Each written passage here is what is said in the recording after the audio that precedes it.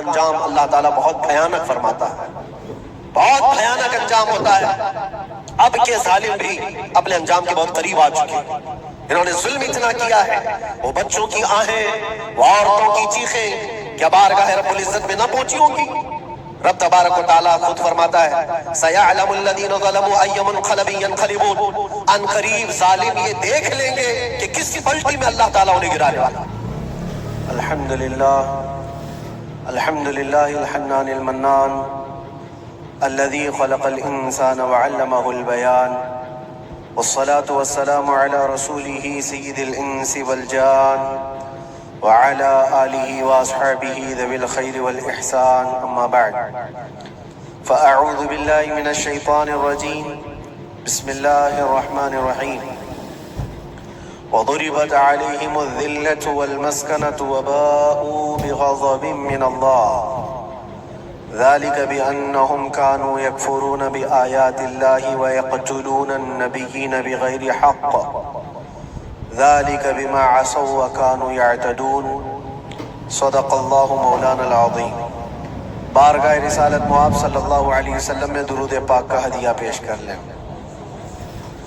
اللهم صل على سيدنا ومولانا محمد معدن الجود والكرم وآله وأصحابه الكرام وابنه الكريم وبارك وسلم صلاة دائمة سرمدا أبدا۔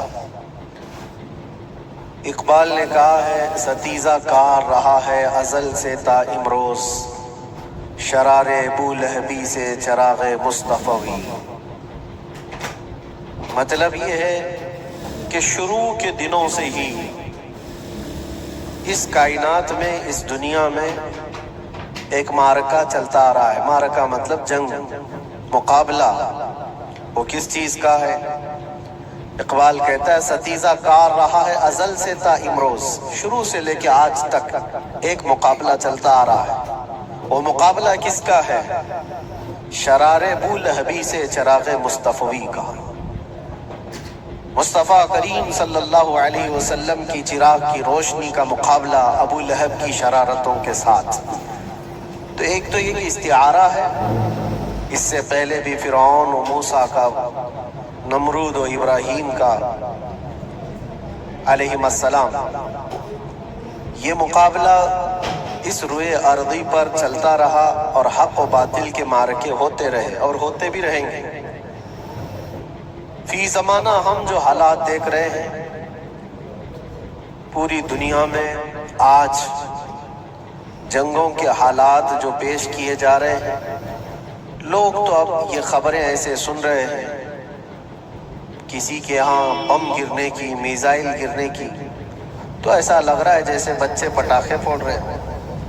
لوگ یہاں خبریں لے کر کے مزے لے لیتے ہیں، پھر فارورڈ کر دیتے ہیں۔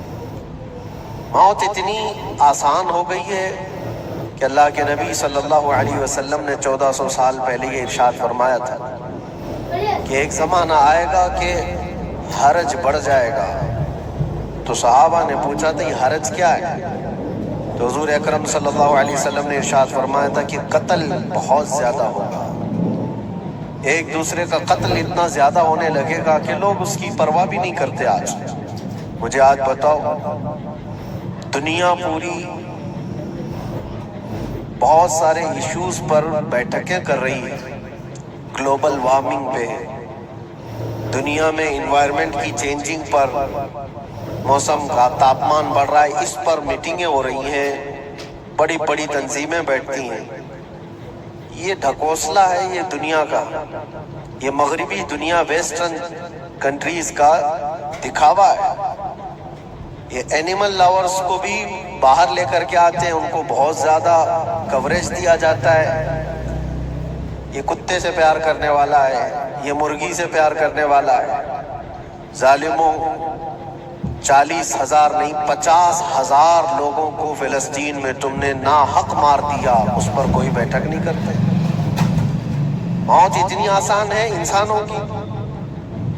جنگ جس سے ہے، مقابلہ جس سے ہے، تمہارا آپس میں برابر کی طاقت کا مقابلہ ہو تو سمجھ میں آئے کہ ایک دوسرے کی فوجوں سے مقابلہ ہے، ادھر کی فوج بھی مر رہی، ادھر کی فوج بھی مر رہی ہے، لیکن نہتے بچوں کا کیا قصور؟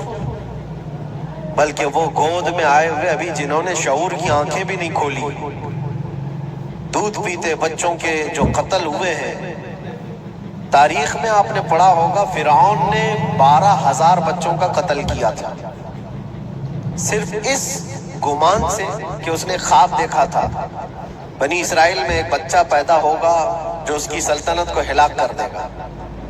خواب کی وجہ سے کاہنوں نے اس کو بتایا تھا، اس نے خواب یہ دیکھا تھا کہ آسمان سے ایک تارا ٹوٹ کر اس کی گود میں گرا اور آگ لگ گئی، تو نجومیوں نے اس کی تعبیر یہ بتائی تھی کہ بنی اسرائیل میں ایک بچہ پیدا ہوگا جو تیری سلطنت کو ہلاک کر دے گا۔ اس ڈر سے بنی اسرائیل میں جو بھی بچہ پیدا ہوتا اس کو قتل کرتا تھا۔ اس نے تقریباً 12,000 بچوں کو قتل کر دیا تھا، اس ڈر سے کہ وہ بچہ تو نہ پیدا ہو جائے جو میری سلطنت کو ہلاک کرنے والا ہے۔ اور وہ موسیٰ علیہ السلام تھے، پیدا بھی ہوئے اور فرعون کے گھر میں ہی پلے، اللہ کا نظام ہے۔